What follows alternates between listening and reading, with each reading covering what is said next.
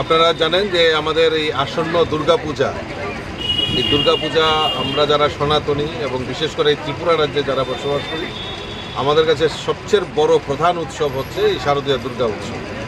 এই শারদীয় দুর্গা উৎসবকে আরও মুখরিত করার জন্য আমাদের এই মরচমণি এলাকায় যে ফ্লাওয়ার্স ক্লাব রয়েছে, সেই ফ্লাওয়ার্স ক্লাব বিভিন্ন সময়ে বিভিন্ন আদলে এবং এটা রাজ্যের মধ্যে নাম করা জাগানো, সারা জাগানো এটা প্যান্ডেল এবং প্রতিমা, আলোকসজ্জা সব নির্মাণ করে থাকে প্রত্যেক বছর।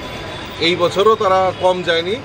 এই বছরও তারা আমাদের অযোধ্যায় যে রাম মন্দির স্থাপিত হয়েছে, সেই রাম মন্দিরকে সামনে রেখে এখানে সেই রাম মন্দিরের আদলে প্যান্ডেল তৈরি করা এবং সেখানকার মূর্তিও সেই ভব্য যে রাম মন্দিরের যে মূর্তির প্রতিমার যে অনুকরণে সেই রকম মূর্তি তৈরি করবেন, আলোকসজ্জা করবেন।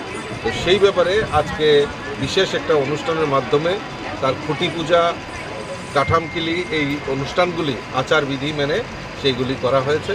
আমরা সবাই এখানে উপস্থিত হয়েছি। আমাদের সঙ্গে মেয়র, আমার কর্পোরেটর এবং ইস্কন মন্দিরের মহারাজজি এখানে উপস্থিত হয়েছেন, ক্লাবের সভাপতি, সম্পাদক এবং ক্লাবের সমস্ত যারা এই কর্মকর্তারা আছেন উপস্থিত হয়েছেন।